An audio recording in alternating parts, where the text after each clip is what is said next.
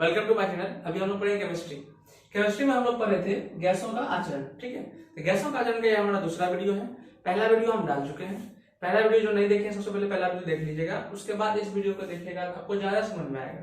ठीक है, तो पहला वीडियो में गैस क्या होता है, गैस किस तरह से काम करते हैं और गैस के ऊपर ताप का, दाब का, उसके आयतन पे क्या प्रभाव पड़ता है, इसके बारे में चार्ल्स ने, बॉयल ने और एवोगाड्रो ने जो नियम दिए थे वो नियम आपको हम कंप्लीटली पढ़ा चुके हैं। बॉयल्स का नियम, चार्ल्स का नियम और एवोगाड्रो का नियम, 3 नियम आपको हम कंप्लीटली पढ़ा चुके थे। नेक्स्ट जो आपका नियम आता है, 3 नियम और एक्स्ट्रा आपको दिया हुआ है टॉपिक में, तो इसको हम लोग आज पढ़ेंगे। गैलुसैक का नियम, डाल्टन का आंशिक दाब का नियम और ग्राहम का गैसीय विसरण का नियम। ग्राहम का गैसीय विसरण का नियम, ये 3 अभी हम लोग और पढ़ेंगे। ठीक है, तो पहला हम लोग का होता है गैलुसैक का नियम। पहला क्या है, गैलुसैक का नियम। अब गैलुसैक का नियम सबसे पहले हम लोग पढ़ क्या रहे थे, हम लोग पढ़े थे एक कोई भी गैस है, जो मान लीजिए एक बर्तन है, इसके अंदर क्या भरा हुआ है, एक गैस भरा हुआ है, इसके अंदर एक गैस भरा हुआ है, इसके अंदर एक गैस भरा हुआ है। और गैलुसैक ने क्या कहा, गैलुसैक ने कहा कि यदि आप इसका, गैलुसैक ने क्या कहा, यदि आप इसका आयतन फिक्स कर देते हैं, आयतन फिक्स कर देते हैं माने कांस्टेंट। इसके पहले हम लोग पढ़ रहे थे, तो एक बार हम लोग क्या किए, ताप कांस्टेंट किए थे, एक बार दाब कांस्टेंट किए थे। अब की बार इन्होंने क्या कहा, अगर आप इसका आयतन कांस्टेंट कर देते हैं, आयतन कांस्टेंट कर देते हैं, तो इसके ऊपर लगने वाला दाब, इसके ऊपर लगने वाला दाब ताप के समानुपाती होगा, ताप के समानुपाती होगा। यह बात किसने कहा, यह बात कहा गैलुसैक ने। किसने कहा, गैलुसैक ने। क्या कहा कि अगर आप इसका आयतन फिक्स कर देते हैं, आयतन फिक्स का मतलब ये हुआ कि आप यहाँ पे इसको पैक कर दीजिए, ना ही इसको इधर बढ़ाइए, ना ही इधर बढ़ाइए, ना ही इसको इधर बढ़ा सकते हैं, ना ही इसको इधर बढ़ा सकते हैं। ये हम पैक कर दिए, फिक्स कर दिए, इसको हम क्या कर दिए, फिक्स कर दिए। इसको फिक्स करने के बाद अब हम अगर इसको ताप देंगे, इसमें क्या देंगे, ताप देंगे, इसको नीचे से हम ताप देंगे, तो इसके दाब पे क्या पड़ेगा, इसके अंदर जो कण है, गैस का कण है, गैस का कण का दाब जो होगा वो क्या होगा, बढ़ जाएगा या घट जाएगा। गैस का जो दाब है ये बढ़ जाएगा या घट जाएगा। देखिए क्या समझिएगा, आयतन को कांस्टेंट कर दिया, इसके पहले आयतन को कांस्टेंट नहीं किया था, तो ताप दे रहे थे तो ये यहाँ से बाहर और ज्यादा जगह छेक रहा था, तो हम लोग कहते हैं कि ताप बढ़ाने से आयतन बढ़ जाता था। ठीक है, लेकिन अब की बार क्या कर दिए कि आयतन तो बढ़ेगा नहीं, ताप बढ़ाएंगे तो आयतन बढ़ेगा, लेकिन आयतन को हम फिक्स कर दिए, कांस्टेंट कर दिए। ऐसा सिस्टम कर दिए हैं कि आयतन बढ़ ही नहीं सकता है, ऐसा सिस्टम कर दिए हैं कि आयतन बढ़ ही नहीं सकता है। मतलब आयतन को अगर कांस्टेंट रख दे, आयतन को अगर कांस्टेंट रख दे, उसके बाद ताप देंगे तो दाब पर क्या प्रभाव पड़ेगा। एक बार क्या किए थे, दाब को कांस्टेंट किए थे, दाब को कांस्टेंट करके ताप दिए थे तो आयतन बढ़ गया था। अब की बार क्या कर रहे हैं, आयतन को कांस्टेंट रख के ताप को बढ़ाएंगे, तो इसके कण के अंदर जो दाब रहेगा ना, वो दाब भी क्या हो जाएगा, बढ़ जाएगा। इसका मतलब ताप जो है दाब के डायरेक्टली प्रोपोर्शनल होता है। ये बात किसने कहा, ये कहा गैलुसैक ने। यही है गैलुसैक का नियम। और इसी ये नियम कब लागू होगा, जब आयतन कांस्टेंट होगा, जब आयतन कांस्टेंट होगा। क्लियर हुआ, किसी को दिक्कत नहीं होना चाहिए। बार बार इसको देखना पड़ता है, ये माइक है ना, माइक अगर ग्रीन नहीं होगा तो हम बोलेंगे बंद हो जाएगा, चार्ज थोड़ा कम है। अगर ये ग्रीन नहीं हो रहेगा, बंद हो जाएगा, तो हम बोलेंगे आपके पास आवाज ही नहीं आएगा, वीडियो में आवाज नहीं आएगा, वीडियो हमको फिर से बनाना पड़ जाएगा। इसलिए बार बार इसको देखना पड़ जाएगा। और हमारा फ्रेंड भी आज नहीं है, चला गया है कुछ काम से, पटना गया है, इसलिए हमको खुद देखना पड़ रहा है। इसलिए बार अगर इसको देखने और डिस्टर्ब हो रहे होंगे थोड़ा सा मैनेज कर लीजिएगा। ठीक है, देखिए तो पहला है गैलुसैक का नियम। गैलुसैक का नियम क्या कहा कि आयतन कांस्टेंट कर दीजिए, आयतन मतलब इसकी लंबाई चौड़ाई ऊंचाई किसी को कुछ नहीं बढ़ाइए, इसको फिक्स कर दीजिए। उसके बाद ताप दीजिएगा ना, तो इसके अंदर गैस का जो कण है, इसका दाब क्या हो जाएगा, बढ़ जाएगा। यही किसने कहा, गैलुसैक ने। किसने कहा, गैलुसैक ने। क्लियर। नेक्स्ट अगला नियम है डाल्टन का आंशिक दाब का नियम। डाल्टन का आंशिक दाब का नियम। इन्होंने क्या कहा, इन्होंने कहा कि यदि आप 2-3 प्रकार के गैस को, यदि आप 2 या 2 से अधिक प्रकार के गैस को इस किसी कंटेनर में रखते हैं, किसी बर्तन में रखते हैं, मान लीजिए इसको इसके अंदर रखे, इसको भी इसके अंदर रखे और इसको भी इसके अंदर रखे, मैंने इसके अंदर आ गया ए प्रकार का गैस भी, बी प्रकार का गैस भी, सी प्रकार का गैस भी, मैंने 2 या 2 से अधिक प्रकार के गैस को अगर किसी बर्तन के अंदर हम रखते हैं तो उसके बाद इस बर्तन के ऊपर लगने वाला दाब जो होगा वो कितना होगा, लगने वाला दाब जो होगा वो कितना होगा। ये बात किसने कहा, डाल्टन ने। किसने, डाल्टन ने। डाल्टन का आंशिक दाब का नियम यही है। इन्होंने क्या कहा कि अगर 3 अलग अलग प्रकार की गैस को या 2 या 2 से अधिक प्रकार की गैस को अगर किसी कंटेनर में आप बर्तन में रखते हैं तो ये तीनों गैस जब इसमें डाले तो गैस डालने के बाद इस बर्तन के ऊपर दाब कितना लगेगा, इस बर्तन के ऊपर दाब कितना लगेगा। जैसे इन्होंने क्या कहा, देखिएगा, इन्होंने कहा अगर मान लीजिए ए के ऊपर, ए का पावर है, ए का दाब है 2 पास्कल, सिर्फ ए गैस ऐसा है जिसका पावर कितना है, जिसका दाब का पावर है 2 पास्कल, दाब को मापते हैं पास्कल में, आपको पता ही होगा। बी का है 3 पास्कल और सी का मान लेते हैं 5 पास्कल, सी का दाब कितना है 5 पास्कल। अगर ए अकेला गैस को उसमें डालेंगे तो वो लगाएगा 2 पास्कल, बी अकेला गैस को लगाएंगे ये लगाएगा 3 पास्कल, सी अकेला गैस को खाली उसमें डालेंगे तो होगा 5 पास्कल। लेकिन अगर हम ये तीनों को इसमें डाल देंगे तब दाब कितना लगाएगा, तब दाब कितना होगा। तो डाल्टन ने कहा तब दाब होगा ए प्लस बी प्लस सी, ए प्लस बी प्लस सी, मतलब जितना आपका गैस रहेगा सब गैस को दाब को जोड़ दीजिए, जो आपका रिजल्ट आएगा ना वही कुल दाब होगा। तो नेट दाब, नेट प्रेशर मैंने कुल दाब, ये कुल दाब हो जाएगा ए प्लस बी प्लस सी, 2 3 5 5 10 पास्कल, ये कितना हो जाएगा 10 पास्कल। लेकिन इसका एक कंडीशन ये है, ये 10 पास्कल जो है ये तीनों तभी जुड़ेगा जब ये तीनों गैस जो होगा एक दूसरे से अभिक्रिया नहीं करेगा, नोट रिएक्शन, एक दूसरे से अभिक्रिया नहीं करेगा। अगर ये 3 गैस इसमें डाल दिए और तीनों एक दूसरे से अभिक्रिया कर लिया, और केमिस्ट्री में हम लोग आप लोग को पता होगा कि अभिक्रिया करने के बाद कोई अलग प्रकार का पदार्थ बन जाता है, जैसे अभी आपको दिखाते हैं। अगर इसके अंदर हम हाइड्रोजन डाल दिए और इसके अंदर ऑक्सीजन डाल दिए, ठीक है, हाइड्रोजन भी एक गैस है, ऑक्सीजन भी एक गैस है, लेकिन दोनों को अगर हम इसके अंदर डाल देंगे तो ये दोनों आपस में अभिक्रिया कर लेगा और ये अभिक्रिया करके बना देगा H2O। अब देखिए हाइड्रोजन अलग गैस है, ऑक्सीजन अलग गैस है, लेकिन ये दोनों गैस है, ये बन गया H2O जल, ये दोनों गैस है लेकिन ये बन गया द्रव। अब इन दोनों का पावर दाब का जो मान होगा ये उसका मान क्या होगा, अलग होगा, क्योंकि ये द्रव है और ये गैस है।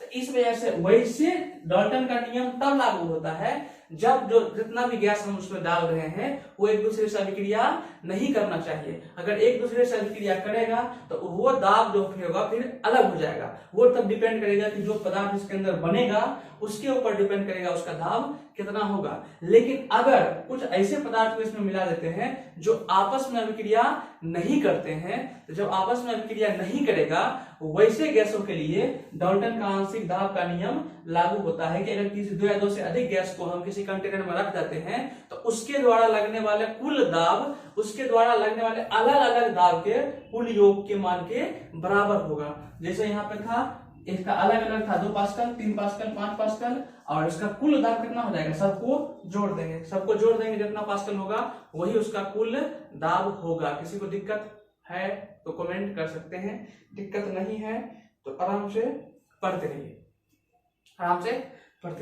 ये आपका है डाल्टन का आंशिक दाब का नियम। बहुत छोटा टॉपिक है, कोई बड़ा टॉपिक है नहीं, कोई दिक्कत होना नहीं चाहिए। चलिए इसको मिटाते हैं। चलिए, अगर आपको वीडियो अच्छा लगा होगा तो नीचे कमेंट कर दीजिएगा कि वीडियो अच्छा लगा, ताकि मतलब आप जैसे आप लोग कमेंट करते हो ना तो अंदर से कॉन्फिडेंस आता है कि थोड़ा सा कि हाँ ठीक है बच्चे पढ़ रहे हैं, बच्चे सीख रहे हैं। तो कमेंट कीजिएगा, थोड़ा सा कॉन्फिडेंस मिलता है ताकि आपके लिए और मेहनत ज्यादा करेंगे ताकि और अच्छे आपको समझा सके। बाकी बात अपने तरफ से हम कोशिश करते हैं कि आप वीडियो कोई भी टॉपिक होता है उसको समझ जाइए, ठीक है। आपको लगता होगा थोड़ा सा ये कि नया नया टीचर है यूट्यूब पर, देखिए हम आपको यहाँ पढ़ा रहे हैं यूट्यूब पर नया है, ठीक है। बाकी बात हम पढ़ा रहे हैं 10 साल से, 10 साल मतलब 2013 से हम पढ़ा रहे हैं, पहले क्लास 10 वाले को पढ़ाते थे, फिर जॉब मतलब कंपटीशन वाले को पढ़ाते थे, फिर जॉब हो गया। तो जॉब होने के बाद फिर अभी कुछ दिन रेलवे में जॉब किए, फिर रेलवे में जॉब होने के बाद फिर दूसरा जॉब हो गया, तभी रिजाइन करके दूसरा जॉब कर रहे हैं। ठीक है, BSST के थ्रू अभी हम जॉब कर रहे हैं। तो इसलिए आप मेरे एज के ऊपर मत जाइएगा कि हम थोड़ा सा समझ रहे ना। ठीक है, चलिए पढ़िए। आपको मैंने कहा आपको समझ में आ जाए, आपको समझ में आ गया, बाकी बात खत्म है। हम क्या है नहीं है उससे क्या फर्क पड़ता है। मैंने आपको समझ में आता है, हम पढ़ा रहे हैं, आप समझ रहे हो, बस इतने हम लोग का रिलेशन है कि हम पढ़ा रहे हैं, आपको समझ में आ रहा है, इससे और के कुछ नहीं। चाहे हम छोटे हो बड़े हो, उससे कोई मतलब नहीं। जब भी मिलेंगे भाई की तरह मिलेंगे। नेक्स्ट, ग्राहम का गैसीय विसरण का नियम। हम लोग का अगला टॉपिक है ग्राहम का गैसीय विसरण का नियम। अब देखिए ग्राहम साहब ने क्या कहा। ग्राहम साहब ने कहा कि विसरण क्या होता है, पहले हम लोग इसको समझ लेते हैं। विसरण क्या होता है, पहले इसको समझ लेते हैं। विसरण होता है कि 2 या 2 से अलग प्रकार का गैस है। ठीक है, 2 या 2 से अधिक, 2 या 2 से अधिक। मान लीजिए एक गैस ए है, एक गैस बी है, एक गैस सी, हम 3 गैस को लेते हैं। ठीक है, और तीनों गैस का घनत्व अलग अलग है।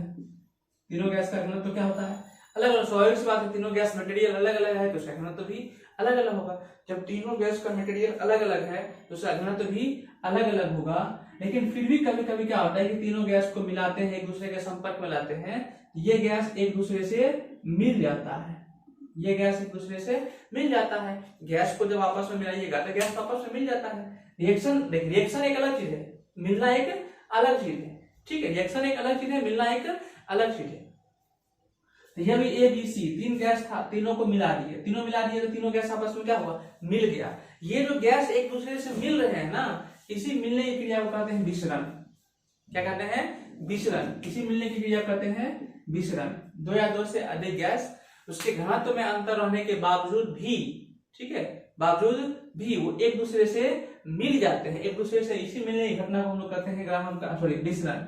क्या कहते हैं, विसरण। विसरण का मतलब समझ में आ गया होगा। विसरण का मतलब होता है कि 2 या 2 से अधिक गैस है और वो आपस में मिल गया। जब वो आपस में मिल गया तो वही आपका हो गया विसरण। क्लियर, किसी को दिक्कत नहीं होना चाहिए। ठीक, ओके।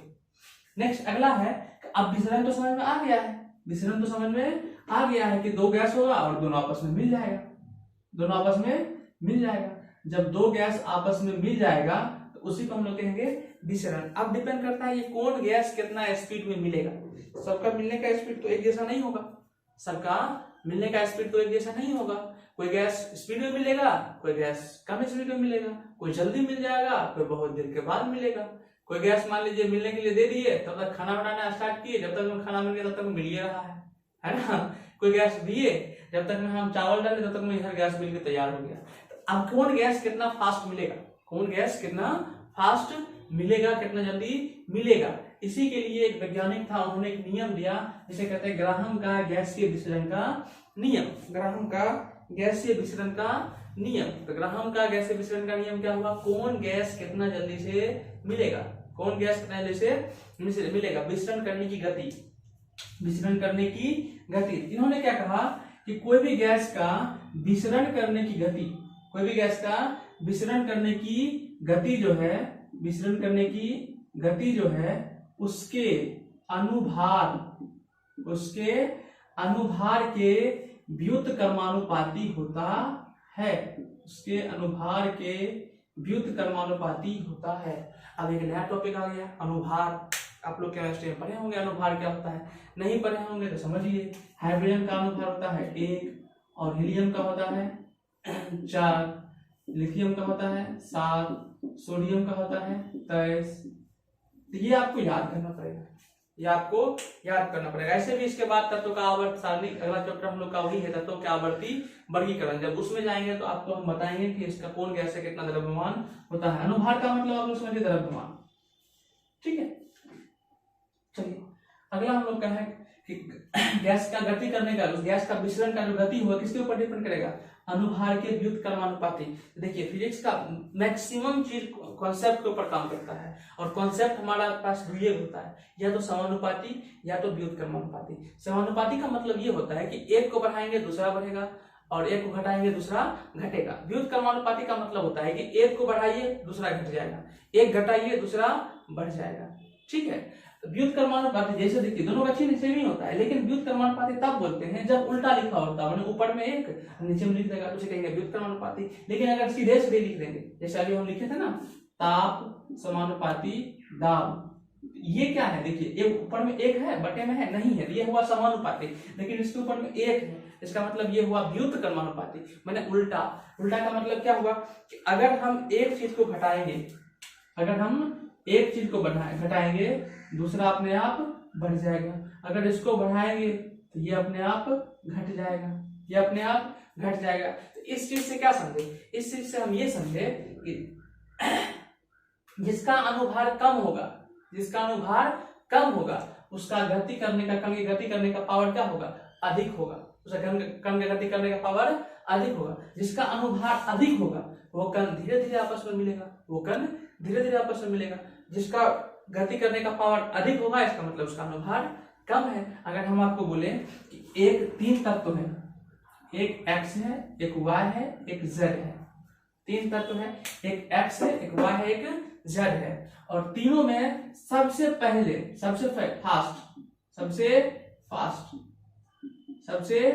फास्ट जो है वो आपका z जो है वो किसी दूसरे गैस में जाके मिल जाता है, सबसे फास्ट जाके मिल जाता है। तो अब ये बताइए इसका मतलब सबसे कम द्रव्यमान किसका होगा, सबसे कम द्रव्यमान किसका होगा, कमेंट कर दीजिए, कमेंट कीजिएगा, हम देख लेंगे आप लोग क्या कमेंट करें, लेकिन ईमानदारी पूर्वक की वीडियो रोक के उसके बाद कमेंट कीजिएगा। ऐसा नहीं कि हम आंसर बोलेंगे तो देख लीजिएगा फिर कमेंट कर दीजिएगा, हम तो पहले कर दिए थे, ऐसा बोलिएगा बाद में। ईमानदारी पूर्वक हम क्या बोले हैं कि सबसे पहले जो है ना जड़ जाके मिल गया किसी से, तो बताइए सबसे कम द्रव्यमान किसका होगा। तो आपको जस्ट बोले हैं जिसके मिलने की गति अधिक होगा इसका मतलब उसका द्रव्यमान, उसका अनुभार सबसे कम होगा, इसका मतलब जड़ का अनुभार सबसे कम होगा। क्लियर, कोई दिक्कत नहीं होना चाहिए। अब एक क्वेश्चन जो होता है इसी के रिलेटेड एक क्वेश्चन जो होता है ये बहुत पूछता है, ये क्वेश्चन जो होता है वो बहुत पूछता है, ठीक है। अब व्युत्क्रमानुपाती तो होता है लेकिन उसके वर्गमूल का, उसके वर्गमूल का मतलब उसके ऊपर में क्या लगा दीजिए, रूट लगा दीजिए, उसके ऊपर में क्या लगा दीजिए, रूट लगा दीजिए। अब जब इसको अपने लैंग्वेज में लिखते हैं तो इसको लिखते हैं, गति को लिखते हैं हम लोग भी लिख सकते हैं या आर लिख सकते हैं, ठीक, कुछ भी लिखिए, आपके बुक में मैक्सिमम आर लिखा हुआ मिलेगा, इसलिए हम भी आर लिख रहे हैं। ये आर लिखा हुआ है ना, इस आर का मतलब आप यही समझिएगा विसरण करने की गति, विसरण करने की गति। ये आर जो है वो व्युत्क्रमानुपाती होता है इसके अनुभार का, इसके अनुभार को द्रव्यमान लिखते हैं, मान लीजिए इसको करते हैं m, क्या कर दिए m, और ये जो द्रव्यमान होगा ये होगा इसके रूट के अंदर। तो इसको आप पूरा भाषा में क्या बोलेंगे, इसको अपने पूरे भाषा में बोलेंगे, देखिए ये रेड ग्रीन होने लगा है, इसका मतलब ये बंद होगा, ठीक है। तो अब इसको हम बंद कर देते हैं, अब कुछ बिना इसको देखे मतलब माइक खोल देते हैं और बिना माइक का आपको पढ़ाते हैं।